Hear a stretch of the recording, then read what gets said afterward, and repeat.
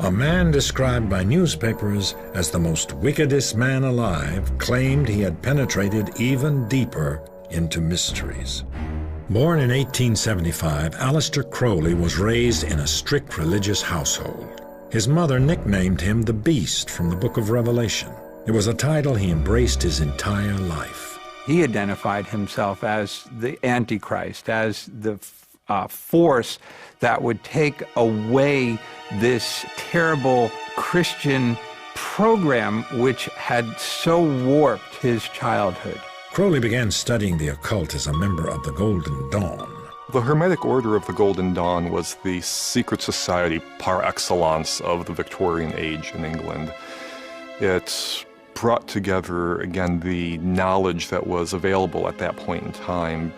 So you had tarot, and you had Kabbalah, and you had John Dee's angelic magic and Rosicrucian traditions all being melded together under a single system.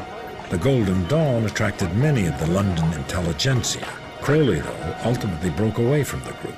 He would find his own system of belief after a trip to Egypt, where his wife received a mystical signal that told him to prepare himself for a message from the gods. Heeding the call, he began spontaneously writing a book he called the Book of the Law. This book announces a new law for mankind.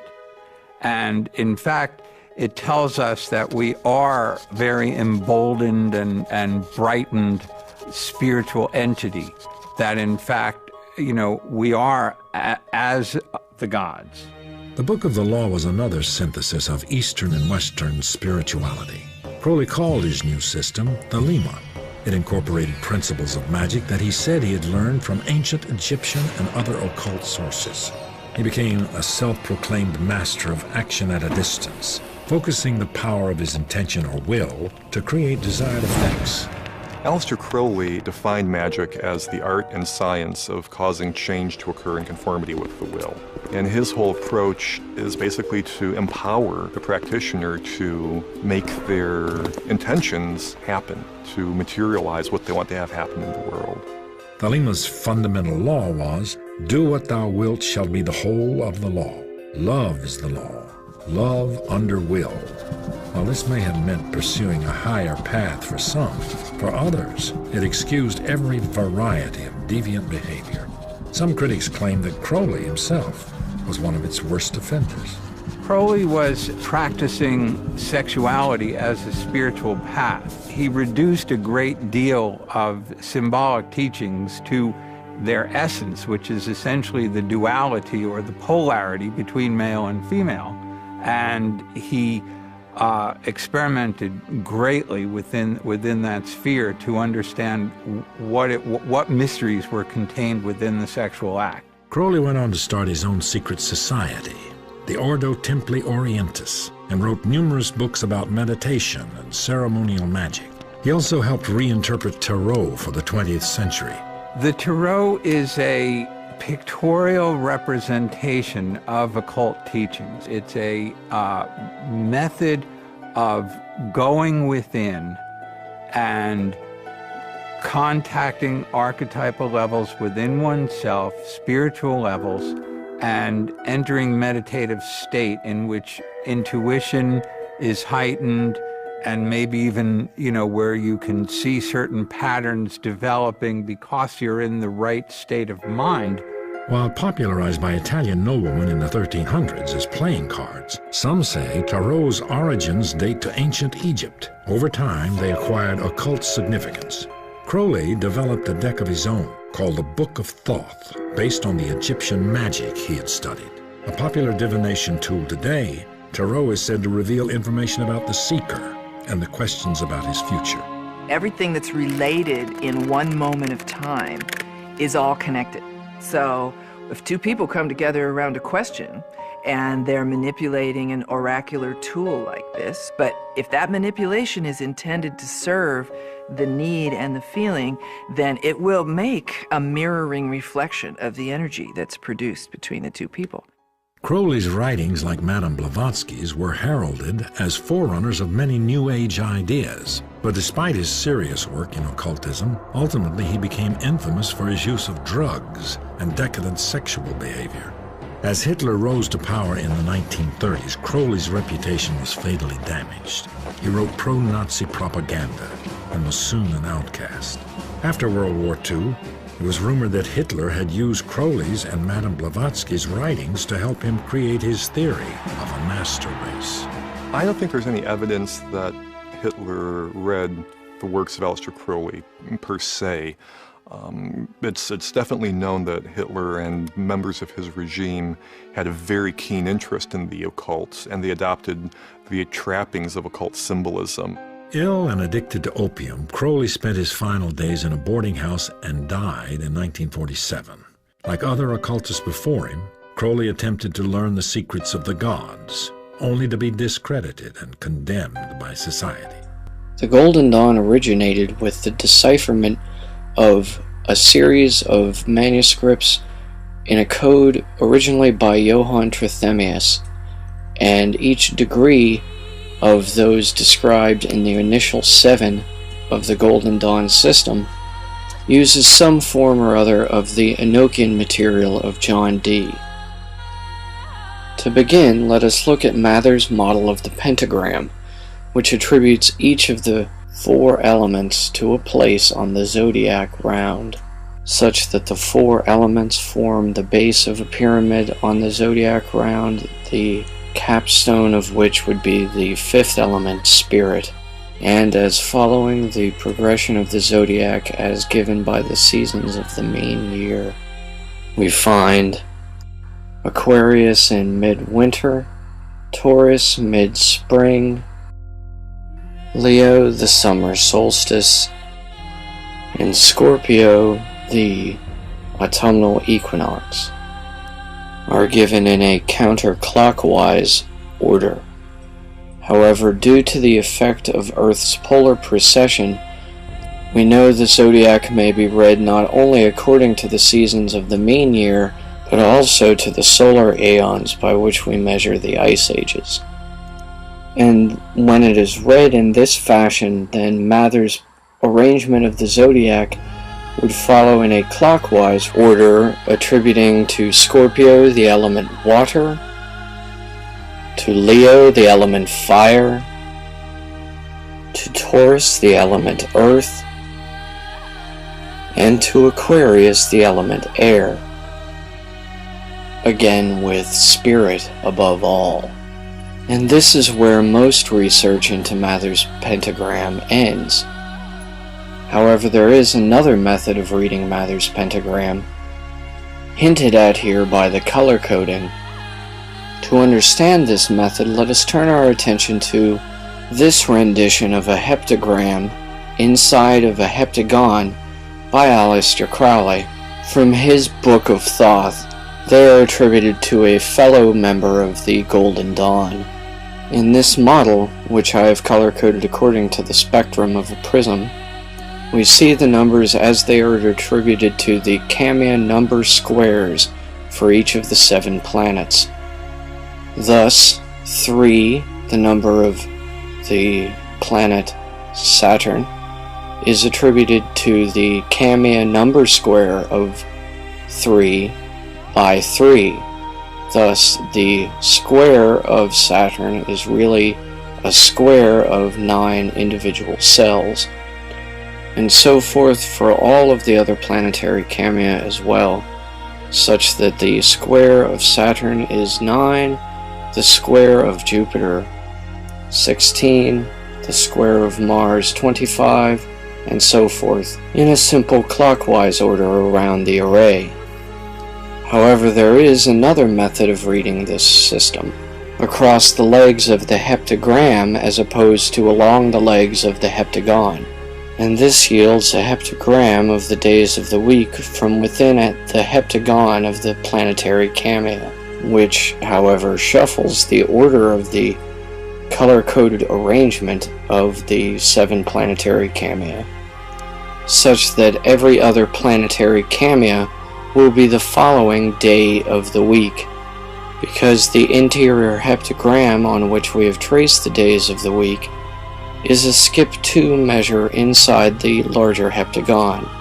However, we can also note that there is another heptagram of skip 3 measure at the innermost center, which may represent both D Sigillum Dei Meth as well as Crowley's Star of Babylon.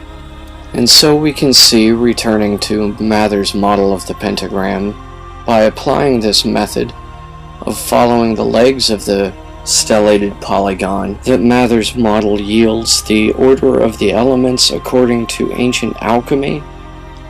By following the legs of the pentagram along a counterclockwise motion, proceeding from water as gravity to air as electromagnetism to fire as nuclear fission and earth as nuclear fusion.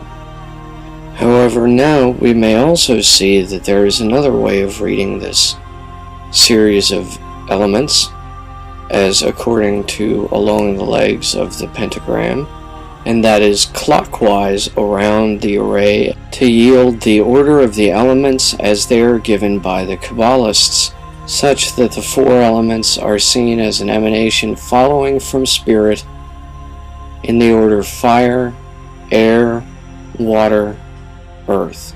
A group was formed by English and French Freemasons and Rosicrucians devoted to the study of Kabbalah and calling themselves the Golden Dawn, who attempted to unify the entire Western mystery tradition into a single cohesive whole in the form of knowledge lectures given in an order along with initiation rituals given per degree. The logo of the Golden Dawn was thus a hexagram showing a sunrise above an ocean, meaning their summing up of the Western mystery tradition was an attempt to provide Blavatsky's myths with a working dogma to unify her New Age mythology. The origin of the founding charter for the first Golden Dawn group, the so-called cipher manuscripts, remains a mystery in itself. However, regardless of their origin, the works done on Kabbalistic topics and concepts by the members of the Golden Dawn group were entirely their own work, and a wonderful collection of additions to Kabbalistic Western mystery tradition.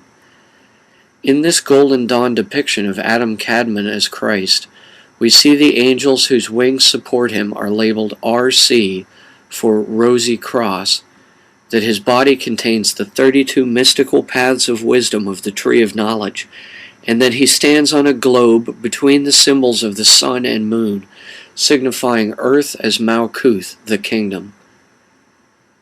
In this Golden Dawn group depiction of the Garden of Eden prior to the fall of man, we find God as an older Adam Kadmon, suspended by the Sephiroth on a cross before twin pillars, below which stands Shekinah, surrounded by 14 branches, the 7 planets twice, on the Tree of Life, atop the coiled representation of the 7-headed serpent called Set by the Egyptian, Typhon by the Greeks, and Satan by the Hebrews.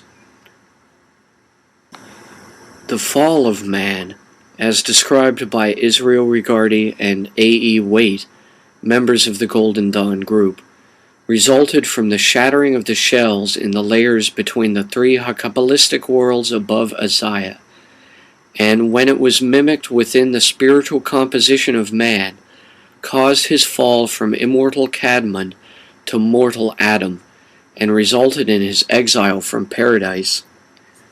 According to Waite, Regardie, Mathers, Crowley, and the others in the Golden Dawn group, this slippage of the middle pillar results in an 11th non-Sephiroth opening on the middle pillar between Kether, the crown Sephiroth at the apex, and Tiferet, meaning beauty and positioned above the heart along the middle pillar of man's spiritual composition, the template of Adam Kadmon. This hole within the figurative veil of the abyss they named Death, meaning knowledge, after Gnosis, meaning the quest to know. In this second Golden Dawn group depiction of the Garden of Eden, we see the same characters after the fall of man and the expulsion from paradise. Below the triple-faced angel, we see the Sephiroth as a flaming sword. Above the arms of the cross, we behold the four elements, and consuming Adam, Cadmon, and the Sephiroth on the cross are the seven heads of the great Leviathan, the red dragon of Revelations, loosed from the pit by Eve. In this Golden Dawn depiction, we see the seven-headed serpent called Set Typhon, or simply Satan, consuming Lilith, Adam's first wife before Eve, who we behold crucified onto a cross like the Christian mythos of Jesus Christ. And in this depiction from the Golden Dawn era of 20th century Kabbalism, we see the three supernal Sephiroth on a tree of knowledge with lowered middle pillar Sephiroth, where Adam Cadmon, the cosmic template, as an old man, stands with his crown in Death, his arms extended above the left and right columns below their supernal caps, and his feet resting upon Malkuth, the kingdom, the Nader Sephiroth. So we see that now, at the turn of the 21st century AD, we who study Kabbalah have come a long way from the origins of our craft in studying the nature of our cosmos. In this familiar depiction from the mid-20th century Philosophical Research Society, a later adjunct of the Golden Dawn group, of Adam Cadmon as a philosophical atlas, supporting the 12 signs of the Babylonian zodiac at the levels of Death and the veil of the abyss, and covered over by the 7 orbits of the planets at the level of the veil of the temple, with 1 foot on land and 1 foot in the sea, like the angel of Revelations. The western path of ascending the 10 Sephiroth on the Tree of Knowledge is the path to reunion of one's being with one's own genius, higher self, or holy guardian angel. This path forms the quest set upon by the soul, once it awakens within the body while alive, or at the time of death, and sets its desire to returning to reunion with the single, omniversal spirit of Adam Cadmon's Godhead mind. The one soul is a microcosm reflecting the one spirit as a macrocosm. Hence, we are all gods, and reflections of God in one another's eyes, and all of us together are the one true God. In Legends, Part 2, The East. Part 2a, The Atman. Part 2a1, Similar Systems. Just as in Kabbalah's Sefer Yetzirah, the origin of mankind's knowledge and understanding of the meta-pattern mold for human capacity for oneness with divinity are the 10 fingers signifying the 10 Sephiroth emanations on the Tree of Knowledge, and thus representing also the manner of clasping the hands together in supplicant prayer during her Kabbalistic meditation. So too in the far Eastern Orient do we find this ornate alabaster replica of a human hand, showing all the eldest Vedic equivalents to modern aspects of palmistry. The fingertips are shown as all one type of shell, the first knuckle as 5 types of gems, the second finger bones as eyes, the second knuckles as 5 types of flower, the usual mounds of the planets showing the planets in color and vivid detail, and lines shown as Vedic gods Ganesh, Hanuman, and Shiva, symbolizing the trinity of past, present, and future, are the same as in modern Western palmistry.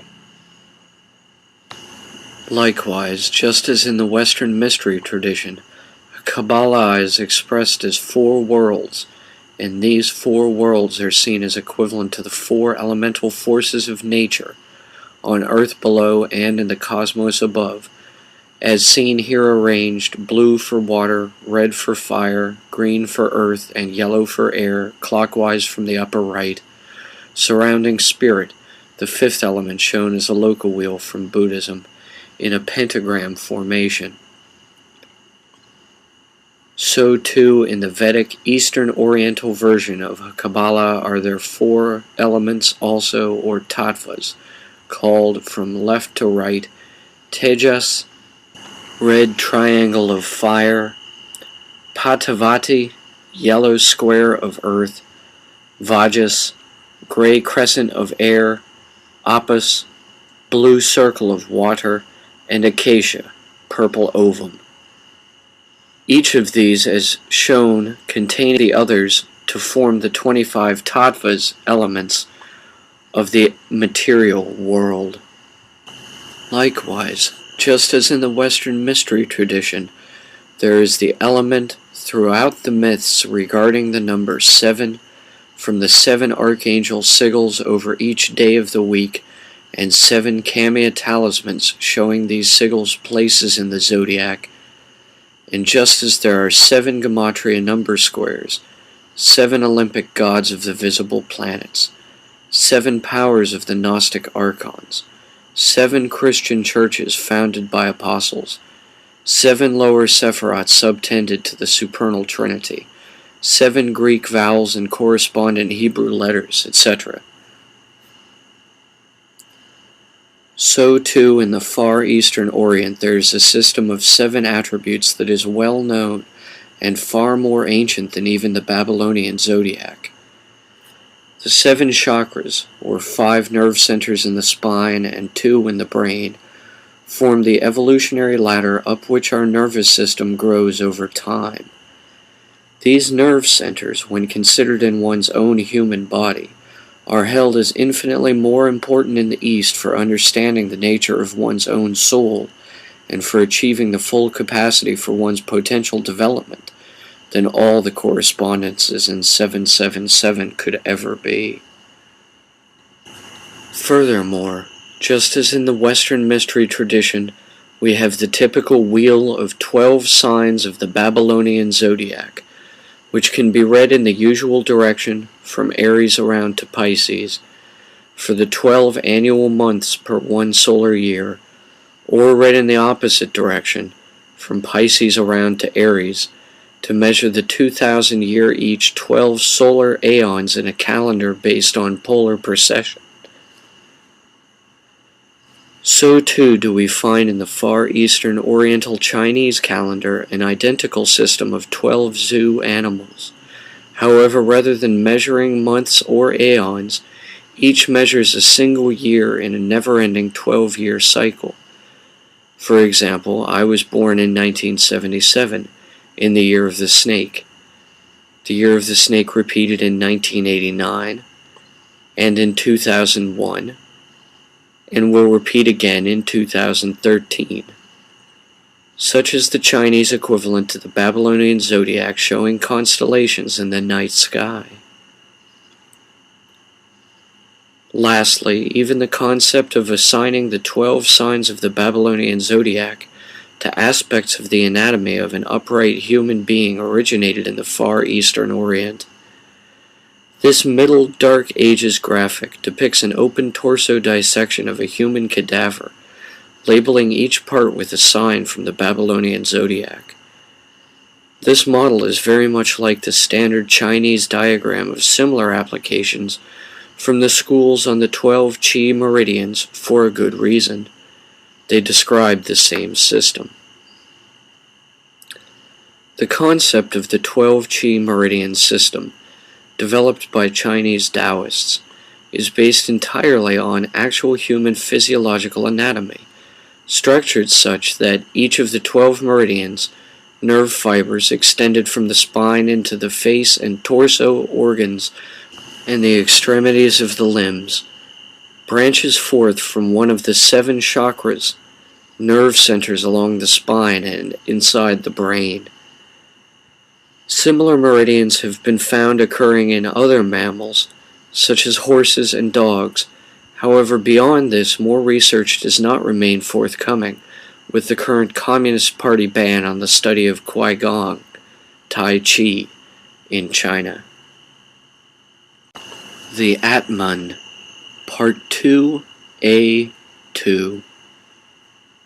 7 chakras, 12 meridians, and the Akashic aura. The 7 chakras are the Muladhara, root, Svadhisthana, sacral, Manipura, solar plexus, Anahata,